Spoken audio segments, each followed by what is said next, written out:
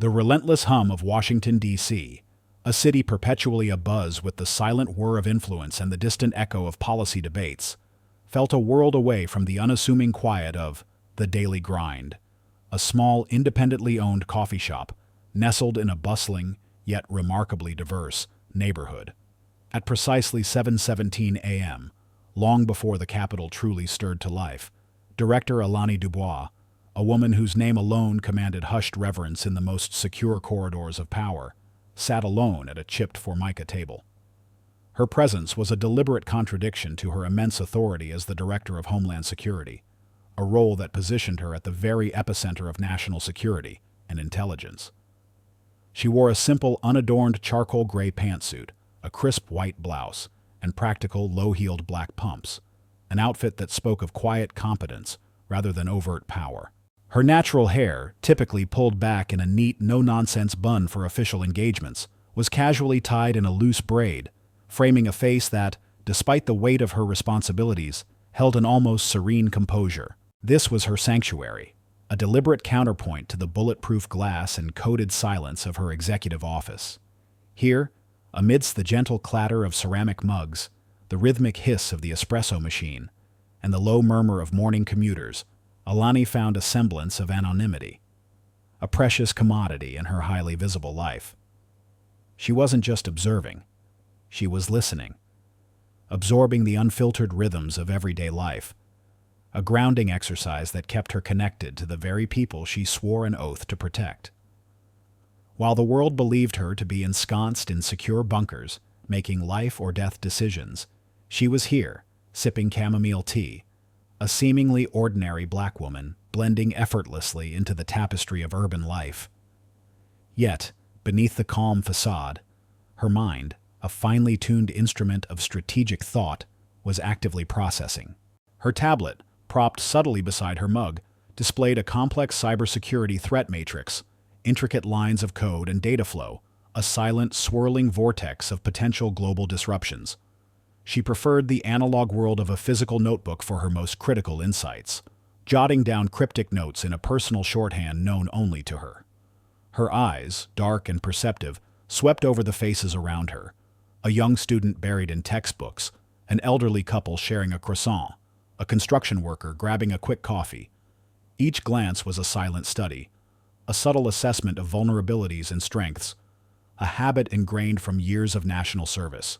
Alani Dubois' journey to the pinnacle of national security was a testament to extraordinary resilience and an unyielding spirit. Born into poverty in a segregated neighborhood, she had navigated systemic barriers, racial discrimination, and entrenched biases at every turn. Her early life was a constant struggle, marked by the quiet determination to prove her worth in a world that often sought to diminish it. She had worked her way through law school, served with distinction in the FBI, and swiftly climbed the ranks within various intelligence agencies, shattering glass ceilings with every promotion. Her rise was not fueled by ambition for power itself, but by an unwavering belief in justice and a profound commitment to protecting the vulnerable. This internal conflict, the profound desire to safeguard the nation and its citizens, even from within the very systems that sometimes failed them, pitted against the pervasive weariness of facing subtle, often unspoken prejudice from those she led or encountered in her daily life, was a perpetual undercurrent in her life. She often found herself grappling with the irony that her greatest professional achievements were often met with an undercurrent of skepticism, a subtle questioning of her qualifications, simply because of the color of her skin and her gender. Beyond the weight of her immense responsibilities and the demands of her public office, Alani possessed a profound, almost secret wellspring of compassion. Her philanthropic endeavors were meticulous in their anonymity, designed to provide genuine uplift without drawing any attention to herself. One of her most cherished initiatives involved a discreet yet deeply impactful program dedicated to assisting homeless veterans reintegrate into society. This wasn't a mere financial donation. It was a deeply personal commitment. Every month, she would personally and anonymously leave a thick envelope of cash, alongside a handwritten, unsigned note of encouragement, at a community center that offered shelter and vocational training to former service members. Just last week, while reviewing a classified briefing on domestic terrorism threats, a small, worn envelope had been delivered to her private office, bypassing layers of security protocols through an intricate, prearranged system known only to her most trusted aides. Inside was a simple, heartfelt card, addressed to the unseen angel. It was from a family she had helped, a veteran struggling with PTSD and his young children, now thriving in a small, renovated home, the rent paid for 2 years by her anonymous generosity. The card contained a crude crayon drawing of a smiling family and a handwritten message. "Because of you, we have hope." Alani had traced the crayon lines with a delicate finger, a rare, soft smile gracing her lips, a moment of profound, quiet satisfaction that nourished her soul far more than any presidential commendation. This small private act, a testament to her humility and profound empathy, reaffirmed her belief that true success lay not in accumulation, but in impact, in the lives she could quietly touch and transform. As the morning sun began to filter through the cafe's front window, casting long golden streaks across the worn wooden floor, Alani closed her tablet. The dark screen reflected her own composed, determined face, framed by the subtle glow of the city coming to life. She glanced down at her wrist. There, barely visible beneath the cuff of her modest blouse, was a simple, elegant silver watch. It wasn't a flashy designer piece, but a custom-made military-grade timepiece, its minimalist face hiding an encrypted satellite communication module and a direct, secure link to the National Command Center. A small, almost imperceptible red light flickered twice, then went dark. It was a silent, coded alert, a signal of a routine security check from her shadow detail. She gave a quick, almost imperceptible nod, a gesture of acknowledgement to the unseen presence, a habit so ingrained it was almost unconscious. Just then, her private, secure phone, a discreet, nondescript device, vibrated silently in her pocket. The caller ID was masked, displaying only a series of scrambled numbers, a protocol for the most sensitive communications. It was a rapid, urgent call from her chief of staff, a whispered update on a developing, highly sensitive counterterrorism operation. Alani, ever mindful of her surroundings, quickly dismissed the call, her thumb pressing the reject button before anyone nearby could notice the unusual device or the urgent encrypted communication. She knew the chief of staff would understand the silent signal. She always prioritized maintaining her low profile, even at the cost of slight inconvenience. This extreme discretion, this deliberate cultivation of anonymity, had become second nature to her. Few knew the true extent of her personal network, let alone the precise mechanisms she employed to remain invisible in plain sight. She understood that sometimes the most powerful individuals were those who could move through the world unseen, observing without being observed. Tomorrow, this very principle of calculated anonymity would be tested, not in the high stakes of national security, but in the mundane, yet deeply personal arena of a local courtroom. The air within Courtroom 3B of the District Superior Court, usually thick with the solemn gravity of legal proceedings and the hushed whispers of justice, felt particularly stifling that morning. The stale scent of old paper, polished wood, and faint disinfectant clung to everything, a testament to countless dramas played out within its hallowed walls. Alani Dubois, ever the observer, sat 3 rows back in the public gallery, her presence indistinguishable from any other concerned citizen. She wore the same charcoal gray suit, chosen specifically for its bland anonymity, her hair still in its casual braid. Her eyes, however, missed nothing. Every nervous tick of the young defendant, every shift in the prosecutor's posture, every subtle nuance in the judge's expression, all were meticulously catalogued by her preternaturally observant mind. Her reason for being there was a deeply personal one, yet intertwined with her professional ethos. The defendant, Jamal Dixon, a bright, promising black college student, was her neighbor. He was a quiet, earnest young man, known in the community for his volunteer work at the local library and his passion for astrophysics. Jamal stood accused of a petty larceny, a charge Alani knew, with an almost visceral certainty, was utterly false. Her instinct, honed by years of uncovering intricate deceptions, screamed injustice. She had come to observe, to understand how the system, at its most fundamental level, functioned, or in this case, malfunctioned. The prosecution's star witness, and indeed the primary architect of the flimsy case against Jamal, was Detective Sergeant Miller. A man in his late 40s, Miller cut an imposing figure, his uniform pressed meticulously, his bald pate gleaming under the courtroom lights. But his meticulously maintained exterior belied an internal landscape of arrogance, self-satisfaction, and a profound, almost pathological disdain for anyone he deemed beneath him. His face, ruddy and jowly, often settled into a sneer when he spoke to, or about, those he considered the usual suspects, a coded term he often used to dismiss and dehumanize minority defendants.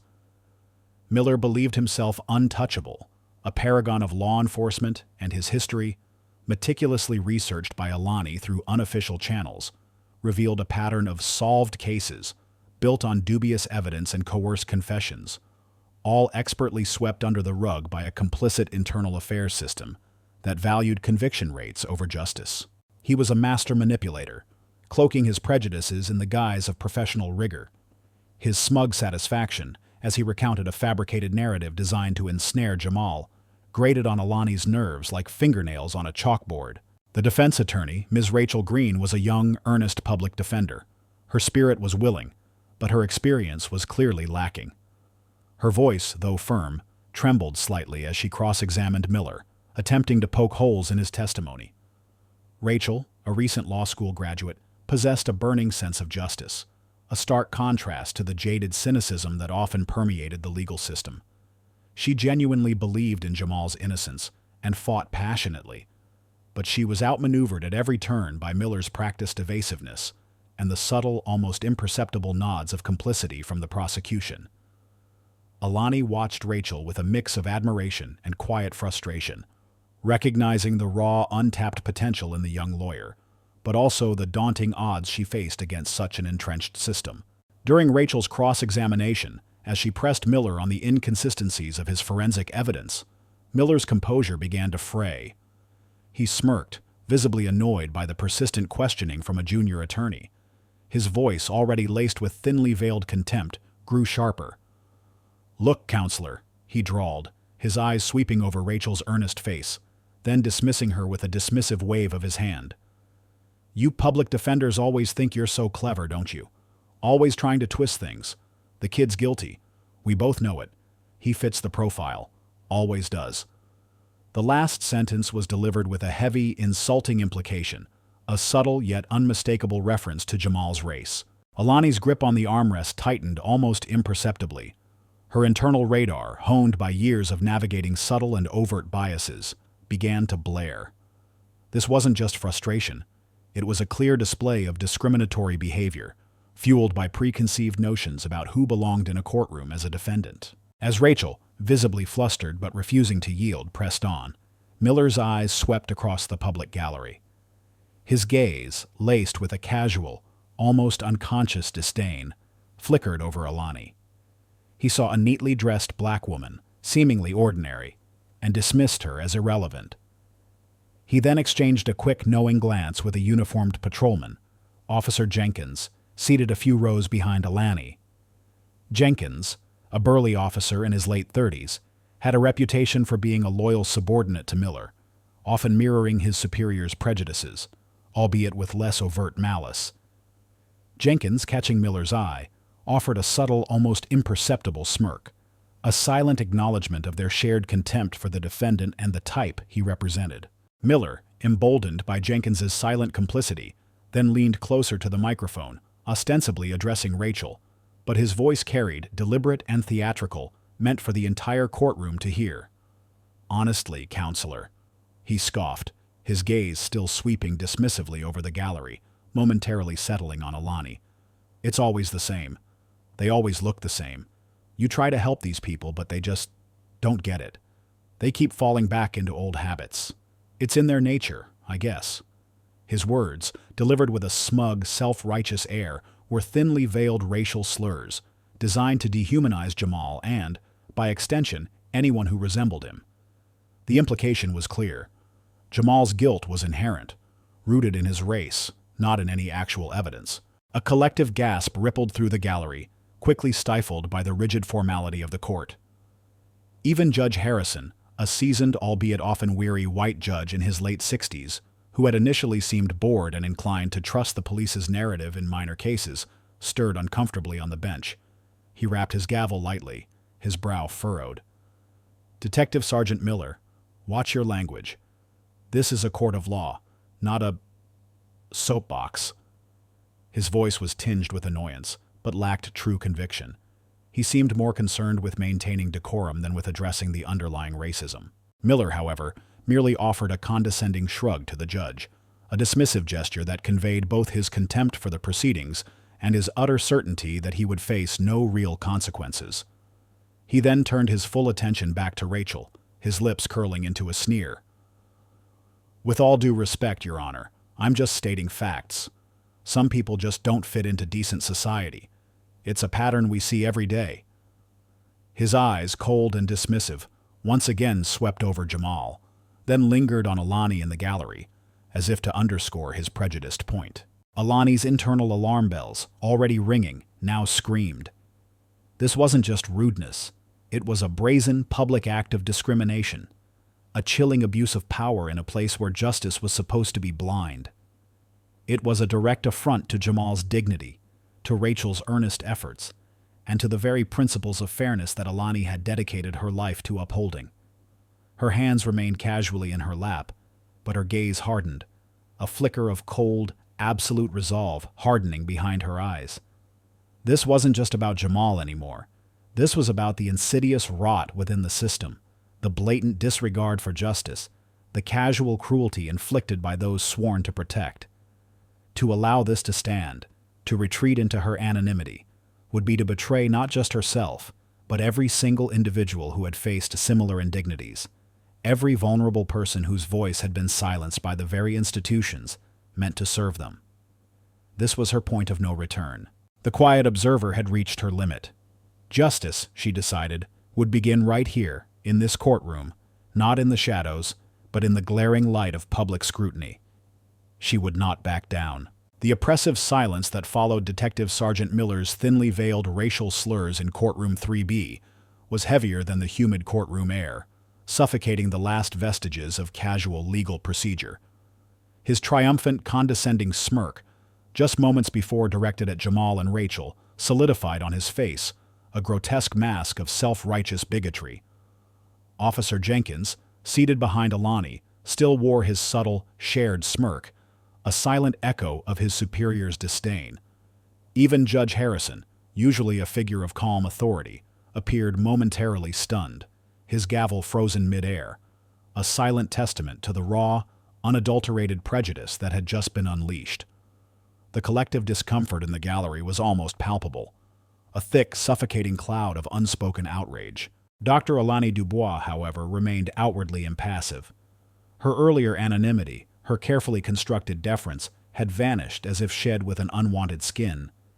In its place was a stillness that was far more unnerving than any outburst of anger. Her dark eyes, no longer veiled by the persona of a meek, unassuming citizen, now held an icy precision, stripping away Miller's bravado with a single, unblinking stare. She wasn't merely seeing a prejudiced police officer. She was seeing a systemic flaw, a gaping wound in the fabric of justice, a manifestation of the very biases she had spent a lifetime quietly dismantling within the federal government. Miller's actions weren't just an inconvenience. They were a brazen public affront to her personal dignity, an audacious breach of the very principles of fairness she swore to uphold, and, most damningly, an act of overt discrimination against an innocent young man in a court of law. Alani had faced down international terror cells and navigated treacherous geopolitical negotiations. Detective Sergeant Miller, with his petty cruelty and ingrained arrogance, was merely another obstacle, albeit one far beneath her usual purview, that needed to be neutralized with swift surgical precision. Detective Sergeant Miller. Alani's voice, when it finally cut through the tense silence, was not loud, but it resonated with a chilling, surgical precision that made even the judge's gavel seem to recede into insignificance. It was devoid of anger or any discernible emotion, which made it all the more terrifying. Each word was carefully enunciated, imbued with an undeniable, yet understated authority that compelled every eye in the courtroom to snap towards her. Your recent testimony and public statements constitute not only a direct violation of every professional standard in law enforcement, but also a blatant act of discriminatory misconduct, a severe breach of ethical conduct, and a profound disrespect for the judicial process itself. Her eyes, sharp and unwavering, held Miller's, compelling the detective to look at her, truly look at her, for the first time without the lens of his ingrained prejudice. Miller, still riding the high of his self-perceived dominance, opened his mouth to retort, perhaps another condescending remark, or a panicked, ill-conceived justification. "And who exactly are you, lady, to tell me how to do my job?" He scoffed, attempting to regain control, his voice laced with the same dismissive arrogance. "Some armchair lawyer from the cheap seats?" But Alani cut him off with a single, decisive gesture of her hand, a subtle, almost imperceptible flick of her wrist that nonetheless carried immense, silencing weight. Her gaze, cold and unyielding, pinned him. "I advise you to reconsider your next words, Detective Sergeant Miller. Every action you have taken, every word you have uttered since I entered this courtroom, is being duly noted and will be accounted for.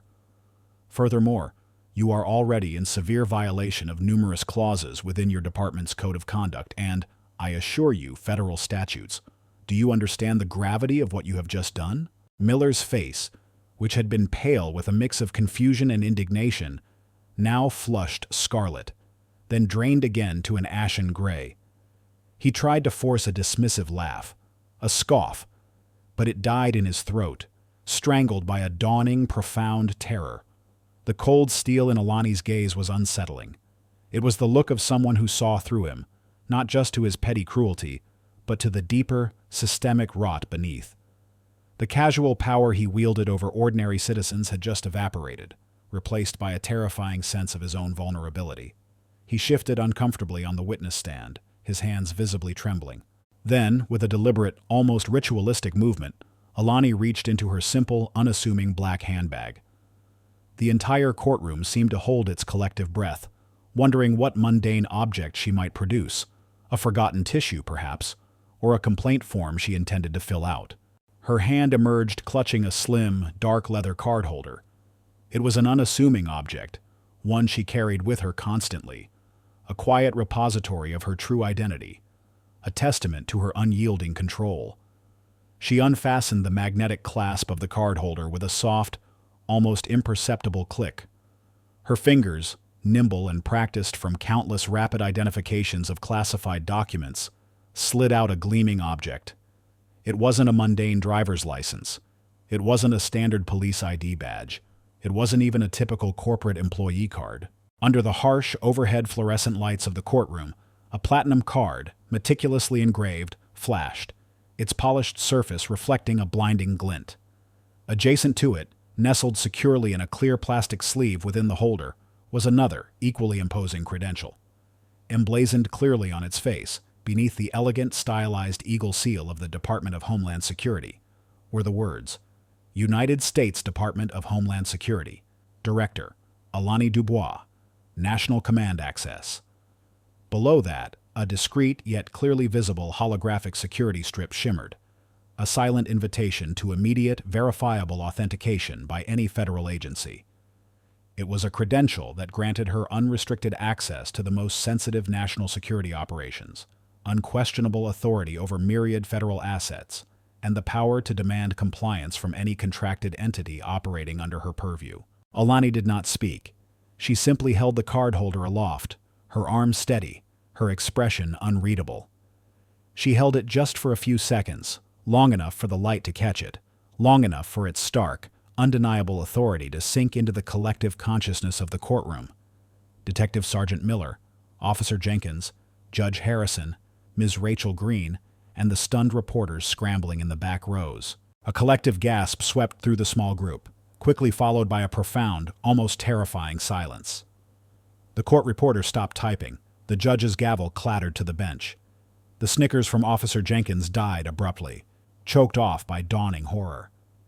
His face, which moments before had held casual disdain or bored indifference, was now etched with incredulity and dawning dread. This wasn't just another citizen. This was something else entirely. This was the Director of Homeland Security, Detective Sergeant Miller, who had been trying to regain some semblance of composure, saw the card. His face, which had been set in an arrogant sneer, instantly froze. The color drained from his cheeks, leaving him a sickly, pallid white. His jaw went slack, his eyes wide with a sudden, dawning, profound comprehension. The blood rushed from his face, leaving it pasty and ghost-like. His carefully constructed facade of superiority, built on years of petty power plays and ingrained prejudice, shattered in an instant, revealing the hollow, terrified man beneath. The implications were a cold, hard slap to his overinflated ego, a sudden, brutal shattering of his sense of untouchable privilege. His eyes darted wildly, frantically, from the gleaming card to Alani's unflinching gaze, then to the stunned faces of the jury and the motionless judge, a silent, desperate plea for rescue that no one would answer. Judge Harrison, who had been observing the commotion from his bench, snapped to rigid attention, his body language shifting instantly from weary annoyance to profound deference. He knew who Director Alani Dubois was by reputation, a reclusive, immensely powerful, notoriously private figure. He knew he had just narrowly avoided a catastrophic misjudgment, almost allowing an act of blatant prejudice to unfold unchecked in his own courtroom, directly in front of one of the most powerful people in the country. He subtly, almost imperceptibly, nodded to the court bailiff, a silent acknowledgement of the seismic shift in power. In the press of shocked onlookers, Agent Miller, Alani's personal security detail, discreetly pulled out his phone, his thumb hovering over the record button. He had witnessed this countless times, the slow, agonizing realization on people's faces as they grasped the true identity of the quiet woman they had just underestimated. This time, however, he had a direct order from Alani herself.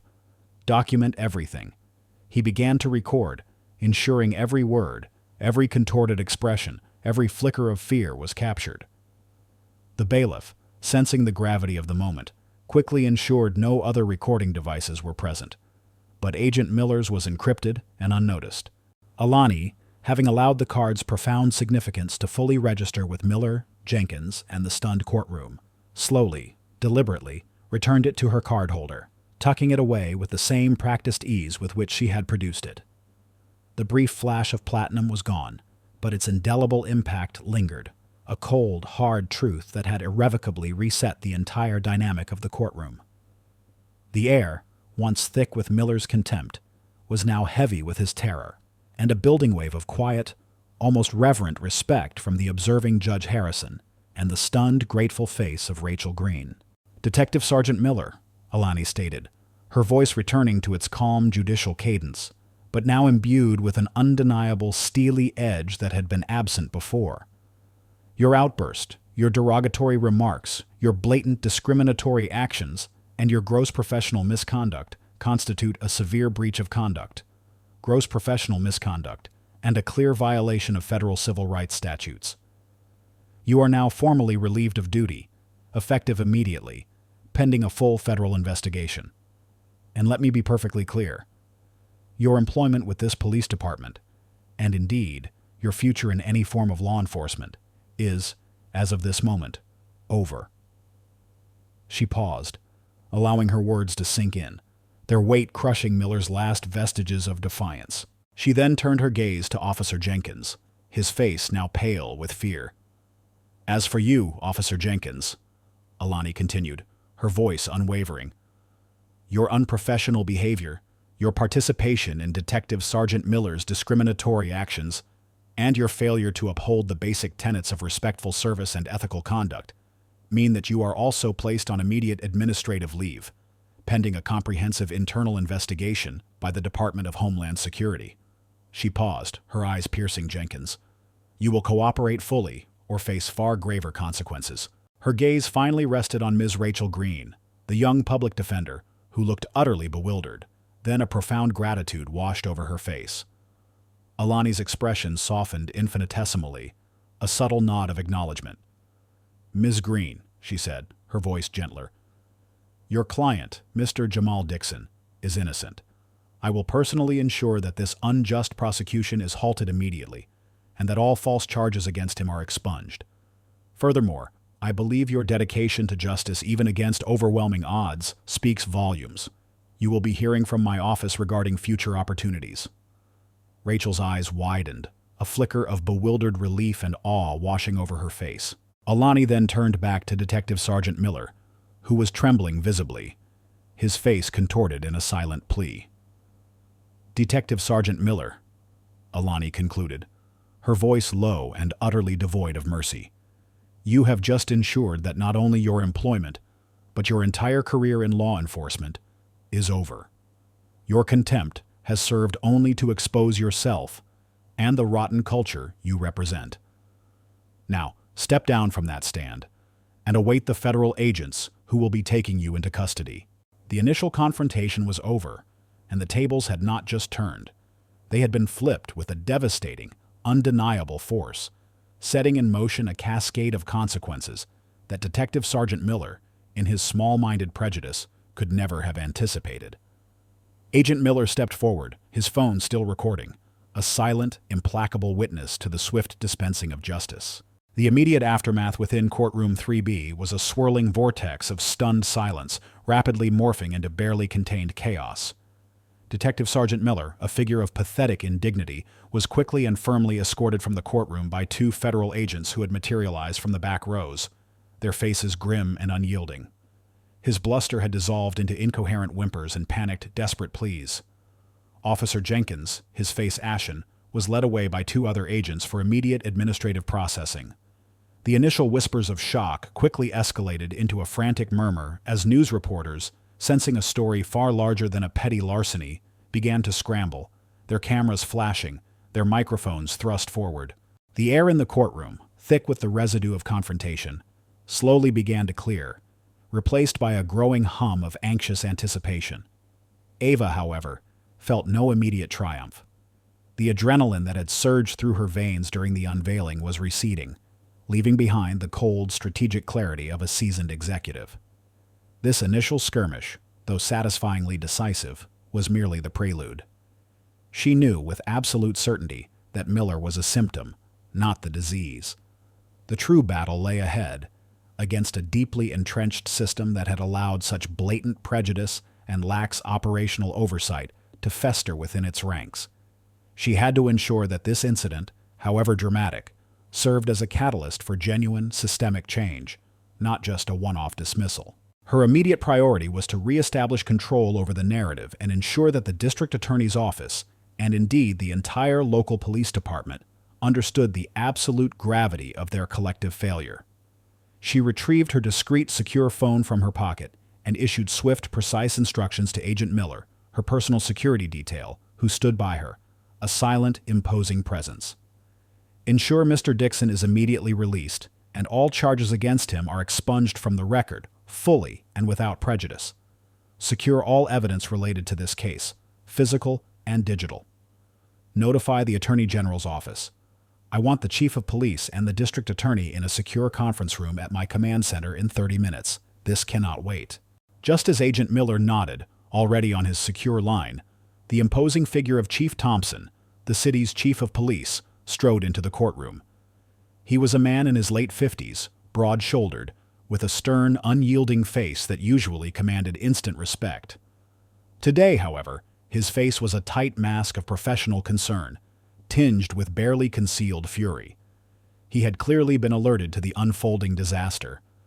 Behind him trailed District Attorney Evelyn Hayes, a sharp, meticulously dressed woman in her early 40s, her usual composure replaced by a visible tremor of anxiety. Chief Thompson, upon seeing Alani, stopped short, his eyes narrowing. He had worked with federal agencies before and knew enough to recognize the weight of the Homeland Security Director's presence.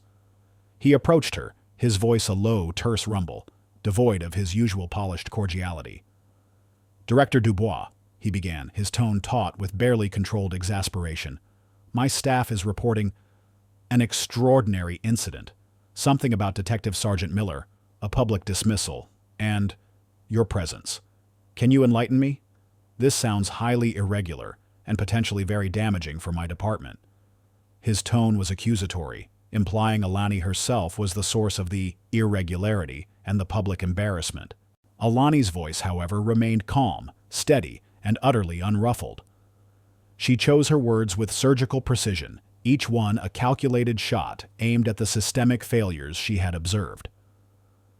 Chief Thompson, District Attorney Hayes, your Detective Sergeant Miller not only exhibited gross professional misconduct, but engaged in blatant, undeniable discriminatory behavior towards an innocent citizen in your courtroom.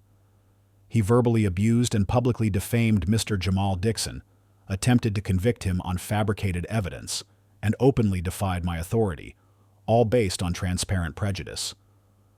My response was a necessary and immediate measure to de-escalate a volatile situation, re-establish control over due process, and confirm the gravity of his offenses when he repeatedly ignored my verbal warnings to cease and desist.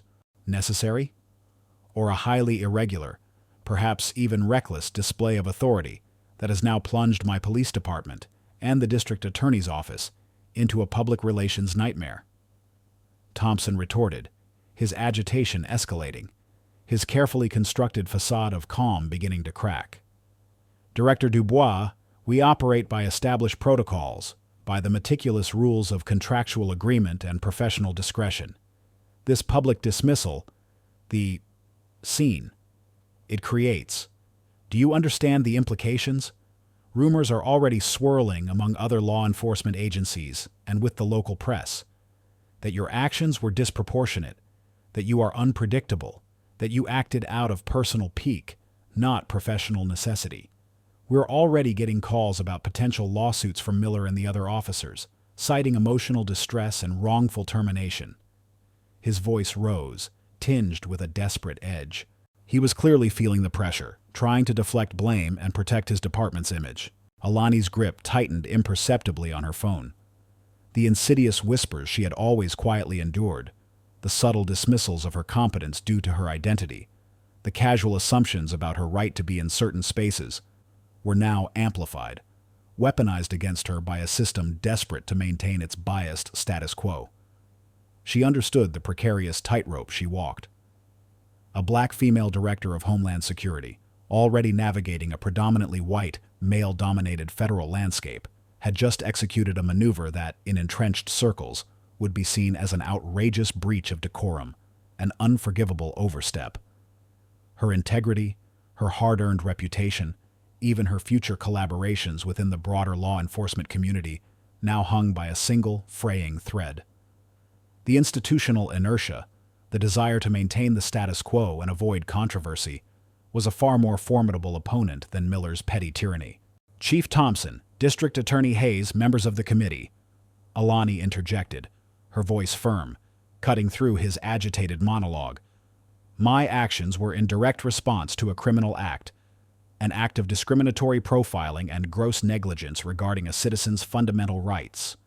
Furthermore, given the nature of the original complaints I've discreetly gathered about your department, Detective Sergeant Miller's behavior leads me to believe this is not an isolated incident, but indicative of a deeper, more dangerous systemic problem within your police department's culture. My concern is not personal. It is for the safety, privacy, and equitable treatment of all citizens, and for the integrity of the justice system you purport to uphold. Thompson sighed, a frustrated, exasperated sound that resonated with the immense pressure he was under. Fine, Director Dubois, fine. But this has put us in an impossible position. Our legal team is already screaming for a full internal inquiry into your conduct, citing judicial bias and improper procedure. The optics are abysmal. We need to handle this with the utmost delicacy to avoid a public relations catastrophe and a potentially damaging lawsuit against us. I am already en route to the precinct with District Attorney Hayes. You will be there. You need to explain yourself. And you need to convince us that this isn't a pattern of uncontrolled behavior. Your continued contract with federal agencies, and indeed your future ability to collaborate on joint task forces, could hinge on this. The call ended abruptly, the dial tone a flat final note in the sudden silence of the courtroom. Alani pushed herself away from the table and walked to a deserted corner of the courtroom, looking out at the city streets through the large, grimy window. She closed her eyes for a moment, visualizing the precise details of Miller's actions, recalling his exact words, the subtle facial expressions of Officer Jenkins, and the dawning terror on his face.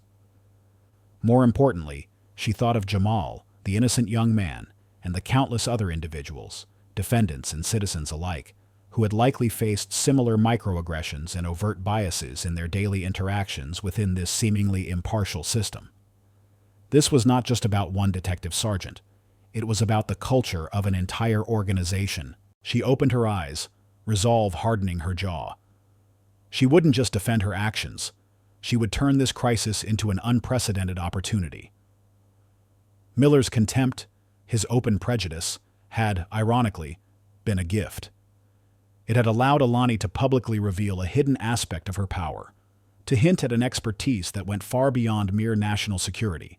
It had forced the issue into the light. She pulled out her secure, government-grade tablet, a piece of equipment far more advanced than anything a typical citizen would carry, capable of secure communication and forensic data analysis on the fly. Her fingers, still possessing the speed and precision of a seasoned investigator, began to tap furiously across the encrypted screen. She started compiling a detailed dossier, not just on Miller's contempt, but on the deeper, more insidious web of discriminatory practices and systemic procedural shortcuts that her long-term, discreet observations of the local police department had already begun to uncover.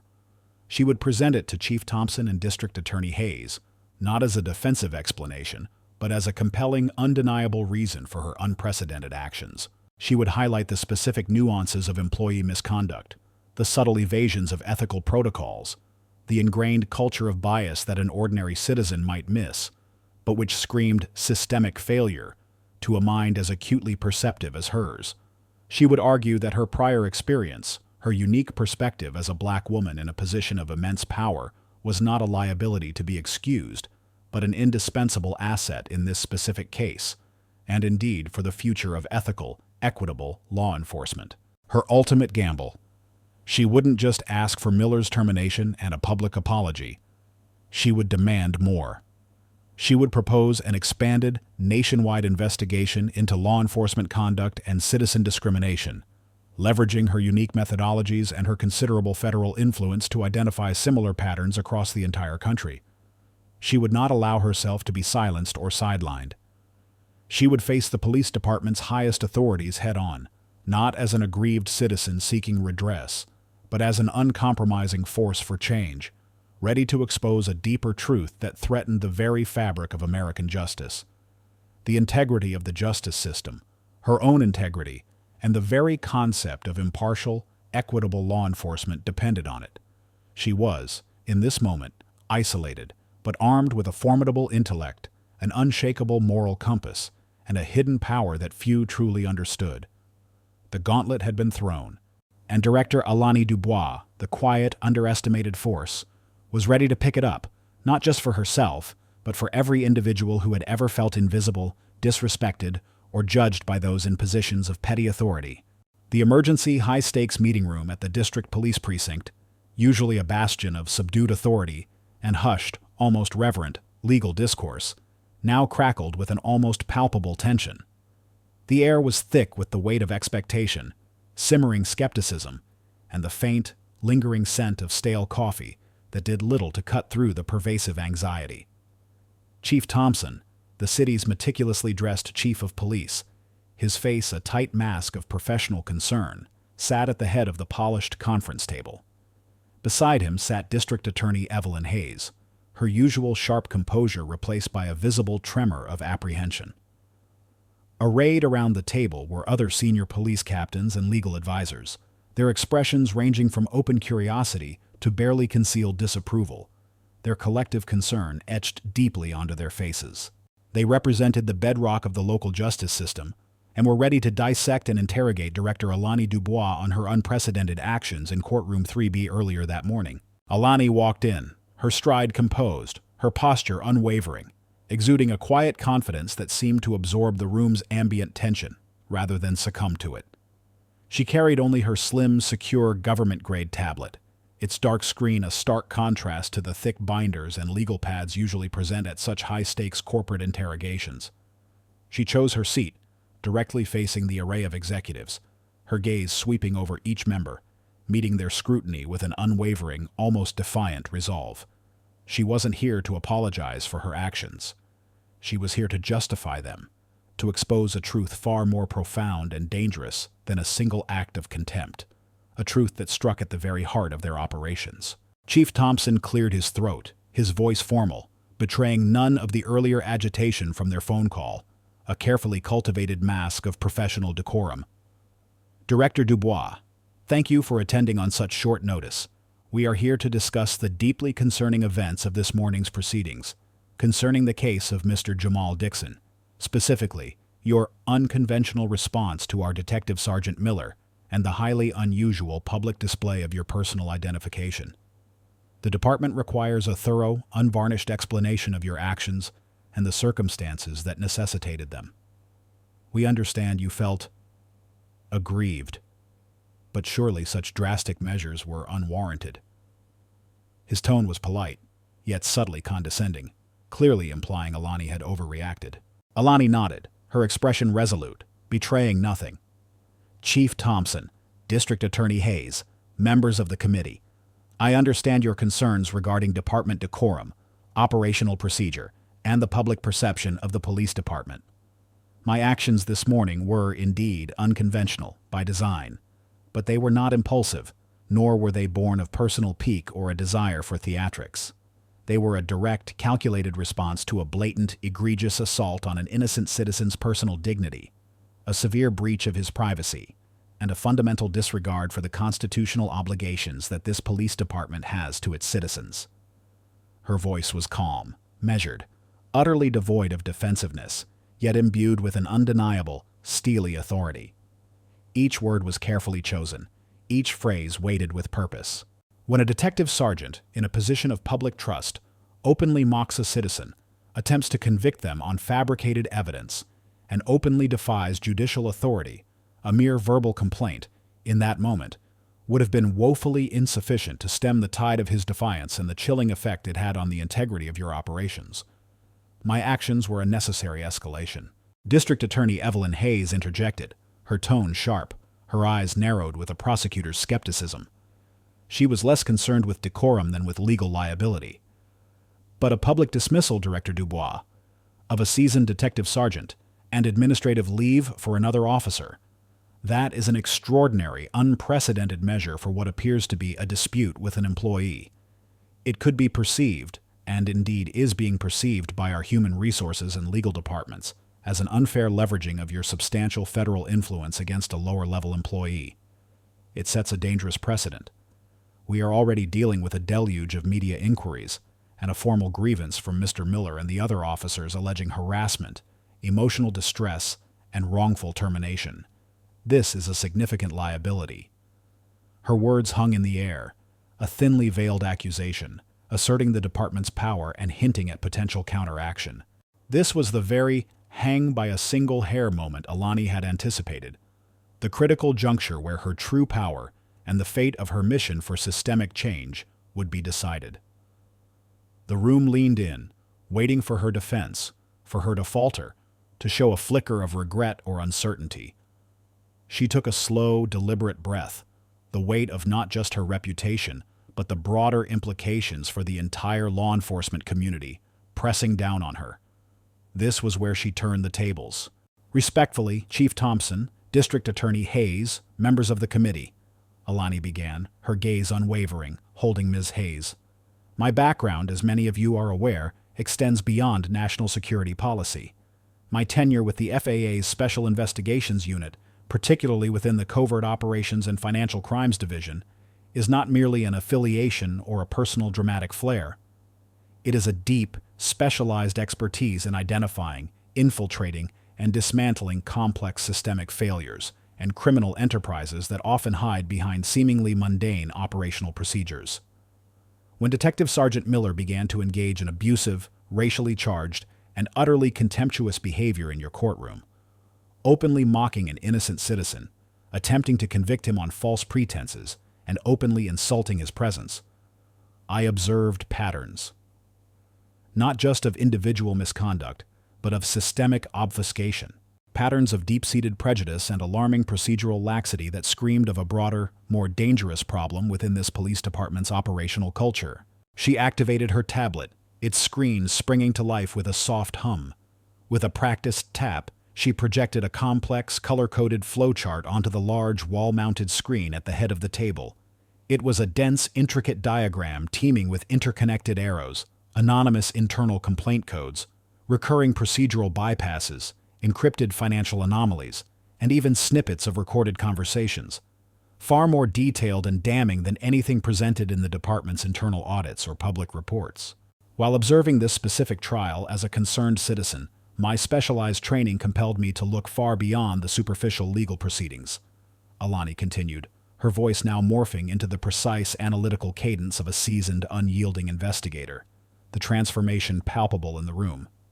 I independently cross-referenced publicly available social media reviews, anonymized internal employee surveys I discreetly obtained from whistleblowers, and this department's own publicly filed incident reports with my own proprietary database of recurrent behavioral patterns.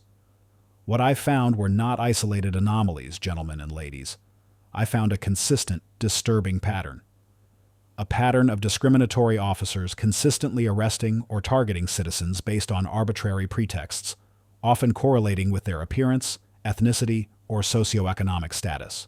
A pattern of critical investigative and civil rights protocols being rushed or entirely bypassed during peak operational times to cut corners and maximize arrest quotas.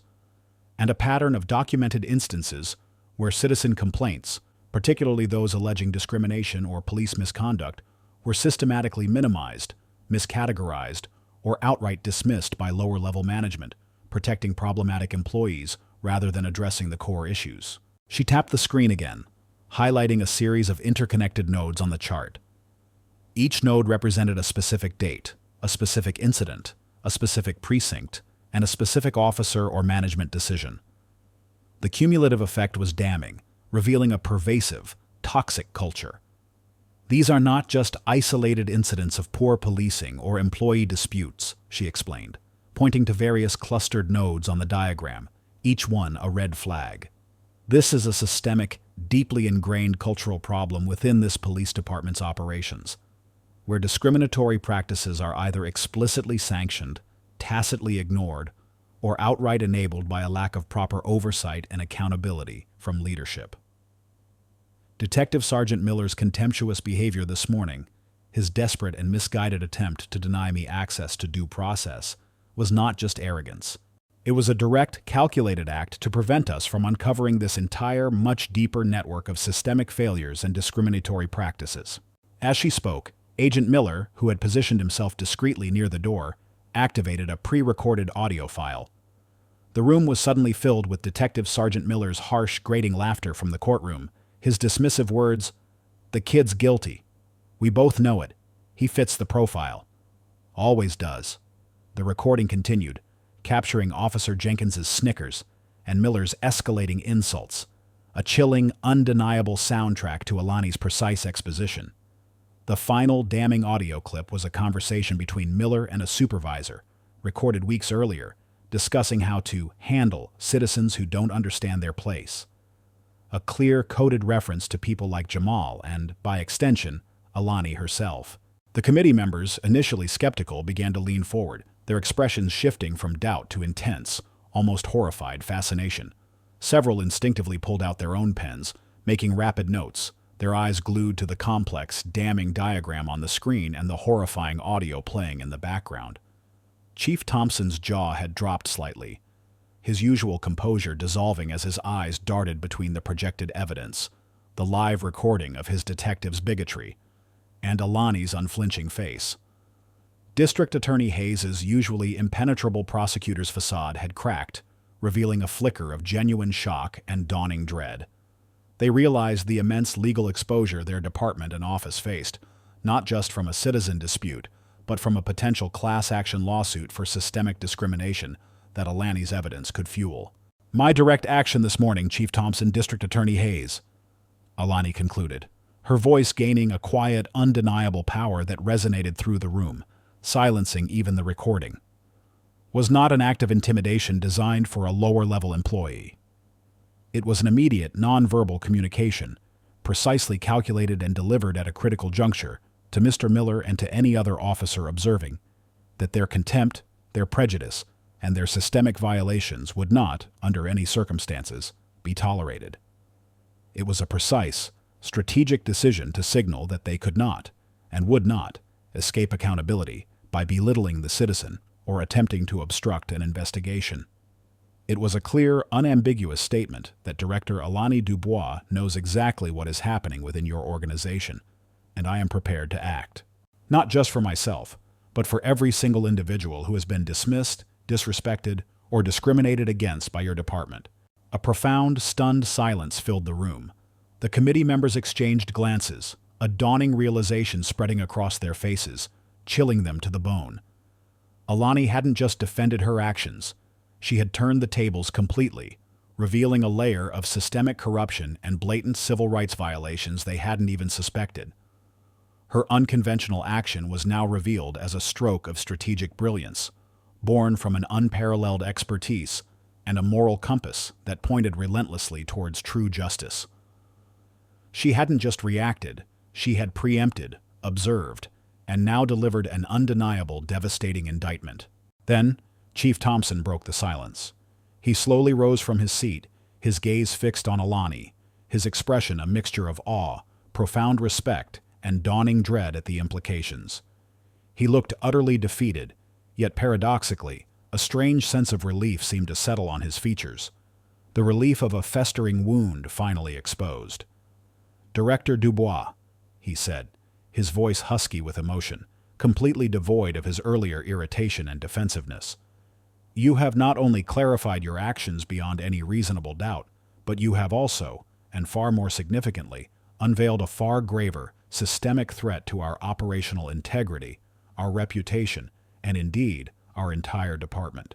Your unique qualifications are clearly not just an asset.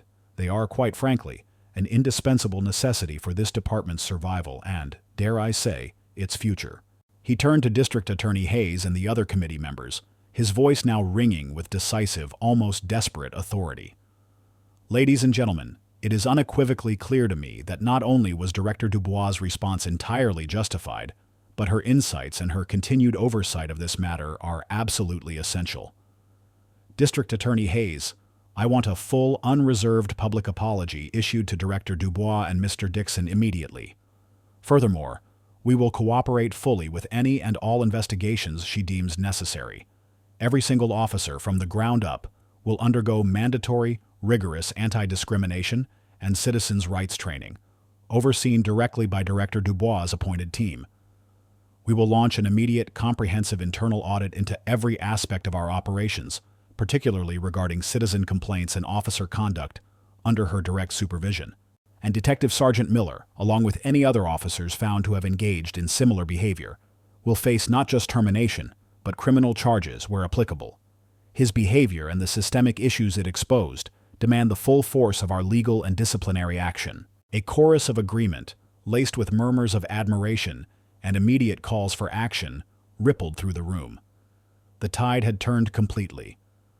Alani hadn't just survived the gauntlet, she had conquered it, transforming a moment of public scrutiny and potential corporate retaliation into a powerful testament to her unparalleled capabilities and a watershed moment for justice within the local law enforcement.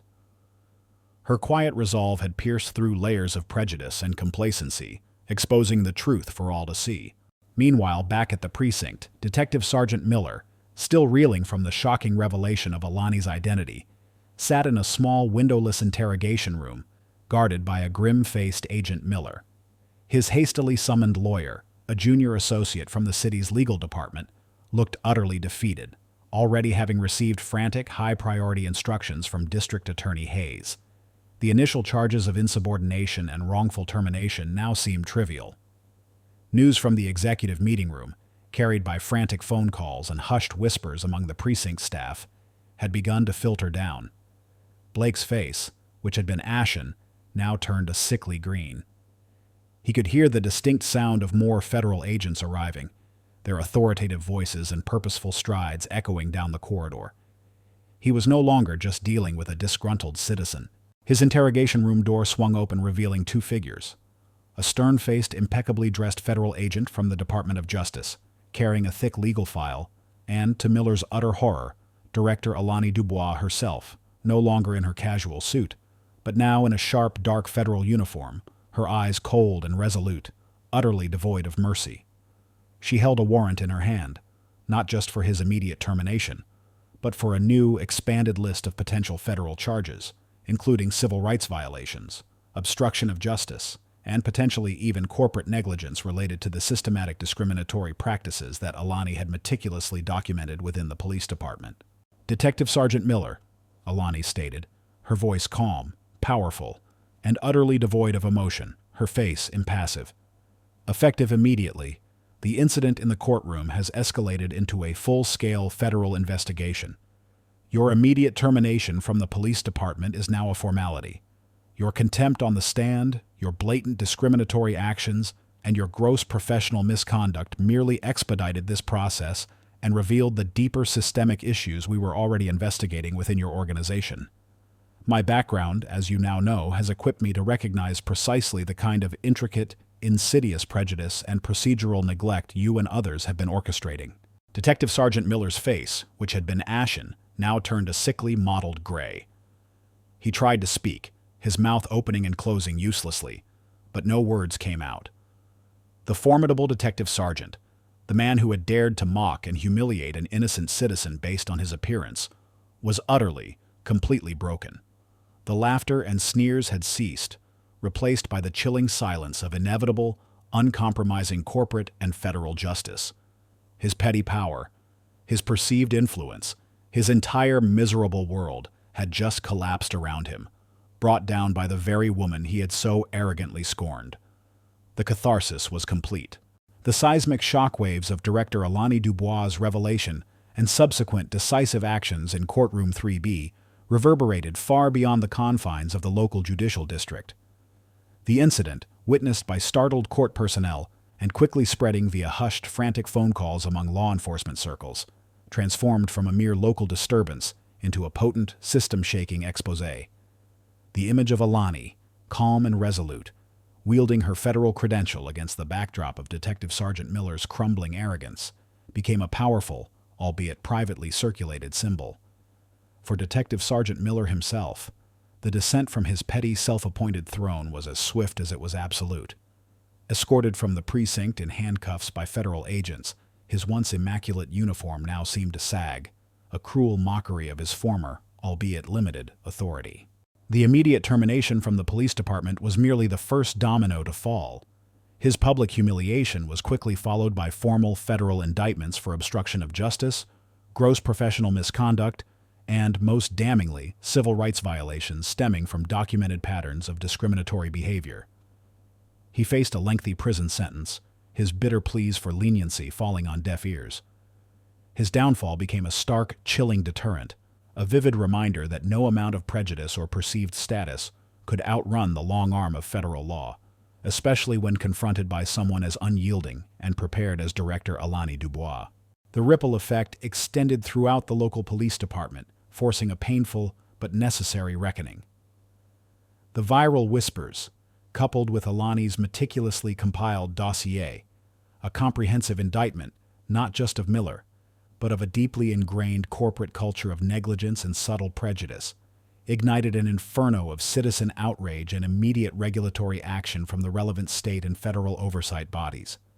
The police department, facing massive potential fines, a precipitous drop in public trust, and the very real threat of losing federal funding, underwent a radical, painful overhaul.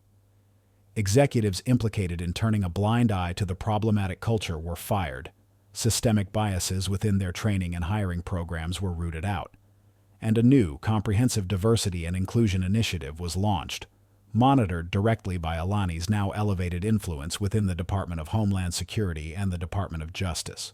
The department issued a public, unreserved apology to Director Alani Dubois and to all citizens who had experienced discrimination, a mea culpa broadcast across local news outlets and discreetly circulated among their community liaisons, aiming to mend a public image that had been shattered by Miller's egregious actions and the department's own complicity.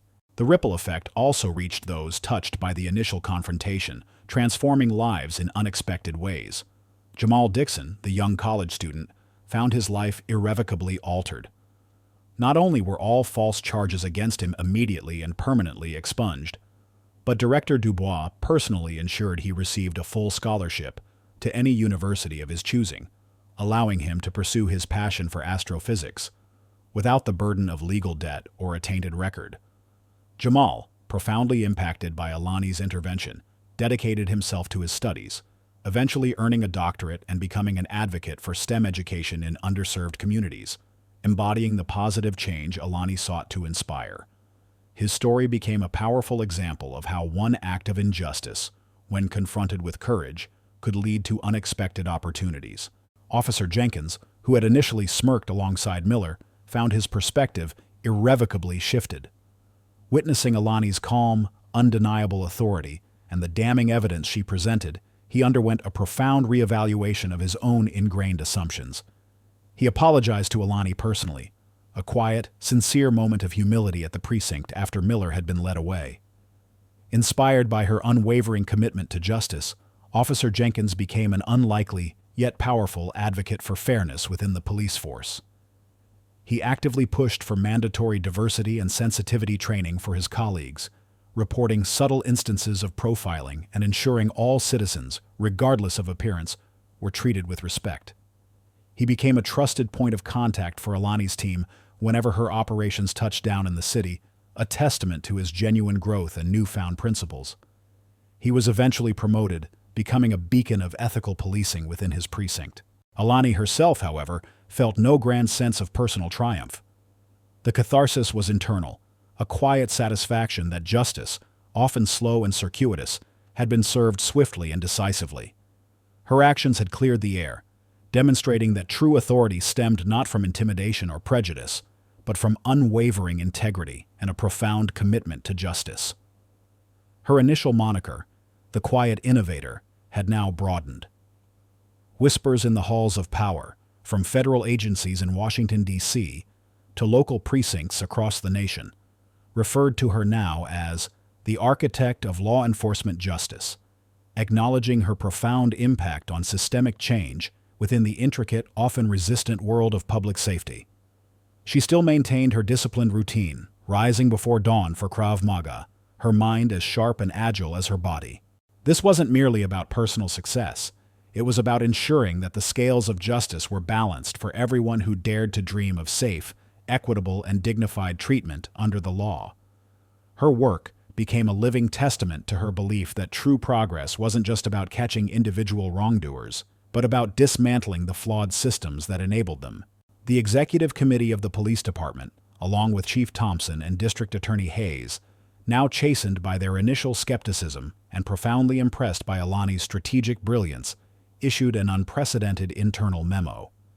It not only strongly commended Director Alani Dubois' exceptional judgment, unparalleled expertise, and unwavering commitment to ethical conduct and civil liberties, but also acknowledged that her unconventional actions were, in fact, crucial to uncovering a vast industry-wide problem of systemic prejudice and procedural laxity within their own ranks. More significantly, Chief Thompson, a man of profound integrity, who had once harbored his own quiet reservations about Alani's assertive style, sought her out personally. In the quiet solitude of his executive office, overlooking the sprawling city, he offered a profound, heartfelt apology, one he had rarely given in his long, successful career. "Director Dubois," he began, his voice thick with regret, "I owe you a sincere, unreserved apology.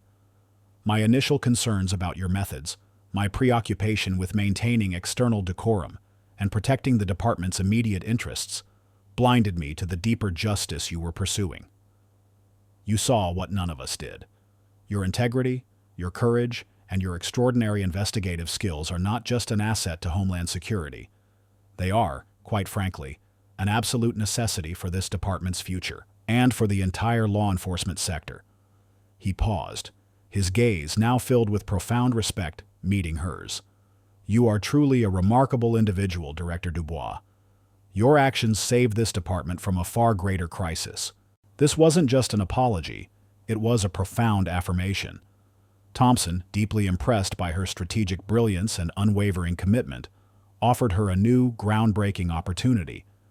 He proposed the establishment of a specialized national task force on law enforcement integrity and diversity, directly under the purview of the Department of Homeland Security, one designed to proactively investigate and audit systemic issues of misconduct, discrimination, and procedural negligence across all major local and state law enforcement agencies, using undercover methodologies and cutting-edge data analysis.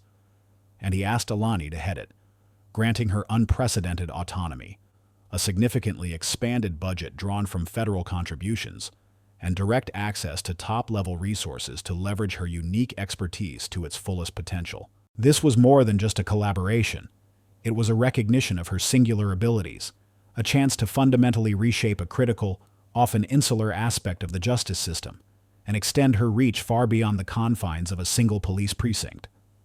It was the meaningful opportunity that allowed her to truly flourish, using her past as a foundation for unprecedented innovation within the federal regulatory world and beyond. This new, pivotal role allowed Alani to immerse herself fully in the kind of intricate investigative and systemic reform work she excelled at, bridging the gap between raw data, human behavior, and prosecutorial action. She became a driving force in identifying dormant prejudice networks, rooting out corrupt practices, and implementing robust ethical training programs across the entire law enforcement industry. Her keen eye for detail and her profound understanding of human psychology, honed by years of observation and intervention, proved invaluable. She found herself working in synergy with former federal colleagues, leveraging her network to bring unprecedented scrutiny to an industry that had long operated under its own, often lax rules. One crisp autumn afternoon, months after Detective Sergeant Miller's final sentencing and the complete overhaul at the local police department, Alani found herself walking through the bustling, newly transparent and welcoming police headquarters, a profound sense of purpose in her stride. She spotted Agent Miller, her head of security, who was overseeing the meticulous preparation of a highly sensitive undercover operation. Agent Miller, always efficient, noticed her. "Director Dubois," Agent Miller said, a small, knowing smile playing on his lips as he approached with a tablet displaying a detailed operational plan. "Just got word from the National Task Force. Another successful audit completed in Chicago. They uncovered a major loophole in a regional department's evidence collection process that was enabling discriminatory practices. They're facing massive penalties and a forced restructuring."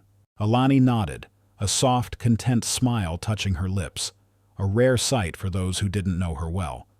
"Excellent work, Agent Miller. These are the victories that truly matter. Every single data point, every careful observation, contributes to making our communities safer and more equitable for everyone." She then looked at Agent Miller, her eyes warm with genuine appreciation. And to think, it all started with one detective sergeant who thought he could get away with anything. Your discretion and foresight were invaluable. Agent Miller simply nodded, a look of quiet pride on his face. The law enforcement sector, once a place where subtle biases and entrenched power structures often went unchallenged, had begun to subtly transform under Alani's influence. Her calm, decisive actions had cleared the air, demonstrating that true authority stemmed not from intimidation or prejudice, but from unwavering integrity and a profound commitment to justice. The atmosphere was no longer cold and impersonal, but imbued with a quiet professionalism that valued merit and equity above all else. Alani had not just won a case. She had sparked a quiet revolution within the exclusive world of law enforcement. 5 years later, the very fabric of American law enforcement, particularly within its local and state agencies, seemed to hum with a different, more harmonious energy. The pervasive atmosphere of dismissive prejudice and systemic complacency that had once subtly permeated police precincts and courtrooms had largely dissipated, replaced by a tangible sense of improved professionalism, genuine respect, and equitable treatment. It was a transformation directly attributable to the quiet, yet profound influence of director Alani Dubois. The echoes of Detective Sergeant Miller's sneering contempt and the initial defensive backlash from police chiefs and district attorneys had long faded, replaced by widespread recognition of Alani's unyielding integrity and her strategic foresight. Director Alani Dubois, now universally revered not just for her keen regulatory mind, but for her unshakable moral compass, had become one of the most influential and respected figures in the U.S. federal justice system, and indeed, a global thought leader in ethical law enforcement. The specialized National Task Force on Law Enforcement Integrity and Diversity she spearheaded had flourished beyond all expectations, becoming a benchmark for proactive oversight, ethics, and best practices within the often opaque world of public safety. Her unique blend of federal authority and deep investigative acumen, forged during her challenging years with the FAA's Special Investigations Unit, proved to be an unstoppable force against white-collar misconduct, systemic discrimination, and even subtle forms of corporate negligence. Under her relentless guidance, the task force had dismantled several intricate, multi-layered corruption networks, exposed pervasive patterns of bias across multiple major police departments, and, most importantly, implemented industry-wide policy changes that recovered billions in illicit gains, while significantly enhancing citizen safety, privacy, and civil liberties. She no longer needed to publicly display her platinum identification card as a tool for confrontation. Its power was woven into the very fabric of her reputation, her every action, and the transformed institutions she had helped reshape. Her initial moniker, the Quiet Innovator, had been almost entirely forgotten by the broader public, superseded by a more resonant title. Now, whispers in the highest echelons of government, from federal agencies in Washington, D.C. to local precincts across the sprawling nation, referred to her with deep respect as the architect of law enforcement justice, acknowledging her profound and lasting impact on systemic change within the intricate, often resistant world of public safety. She still maintained her disciplined routine, rising before dawn for her rigorous Krav Maga sessions, her mind as sharp and agile as her body. This consistent self-mastery was not merely about personal well-being. It was about ensuring she remained at peak performance to champion a cause far greater than herself. Her work was a testament to the belief that true progress wasn't just about catching individual wrongdoers, but about dismantling the flawed systems that enabled them, ensuring justice wasn't just served, but permanently built into the very foundations of the American justice system. Emily Chen, inspired directly by Alani's courage and unwavering stand, had ascended rapidly within the prosecution ranks. She was now a prominent federal prosecutor specializing in civil rights and corporate accountability, renowned for her meticulous preparation and unshakable ethical stance. Emily had become a mentor herself, actively seeking out and nurturing young lawyers, particularly women and minorities, instilling in them the same principles of integrity, resilience, and fierce dedication to justice that Alani Dubois had so powerfully embodied. She frequently cited Alani's story, a powerful, real-world testament to the transformative power of standing firm in the face of prejudice and institutional inertia. Emily often found herself working alongside Alani's task force, coordinating legal action against departments and individuals exposed by the National Task Force, a formidable duo in the relentless pursuit of justice. As for Detective Sergeant Miller, his reign of petty tyranny and prejudice was a distant, bitter memory.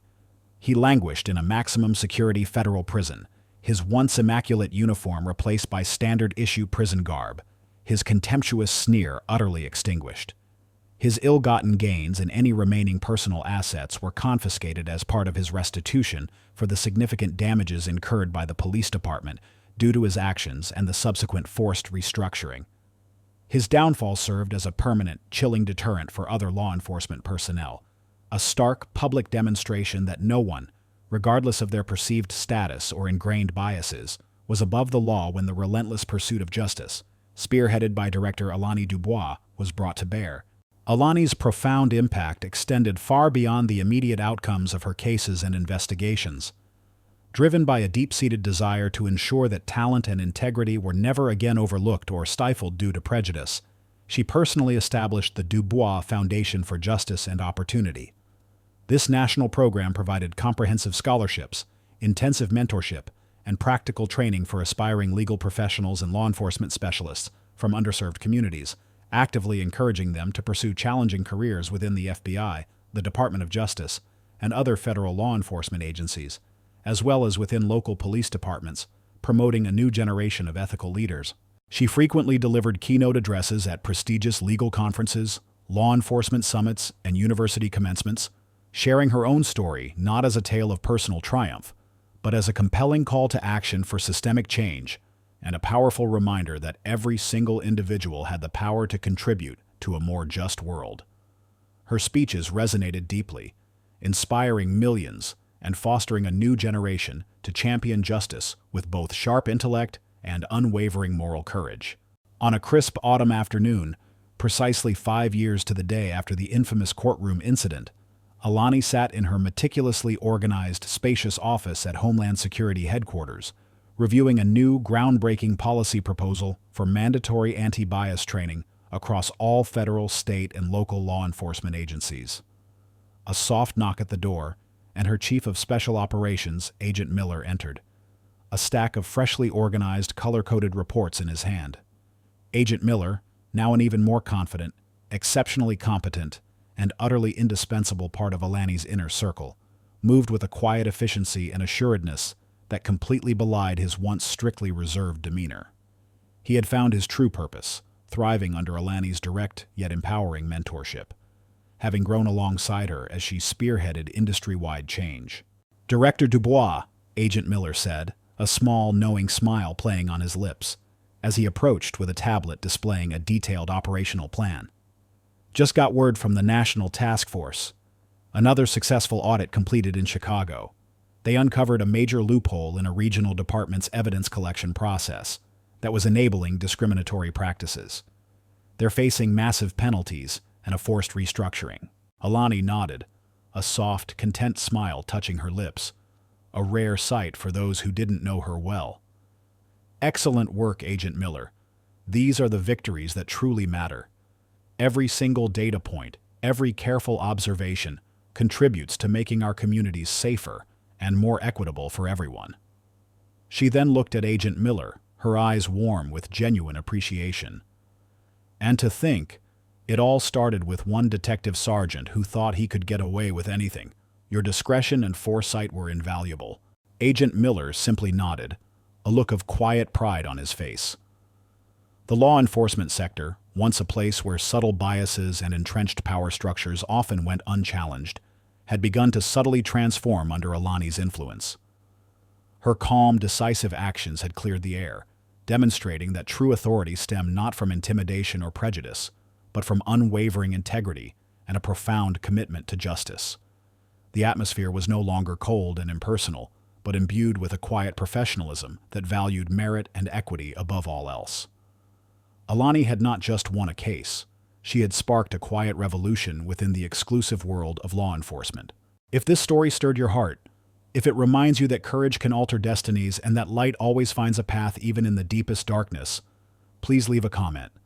Share this story with those who need inspiration. Like, subscribe, and hit the bell to never miss our upcoming stories.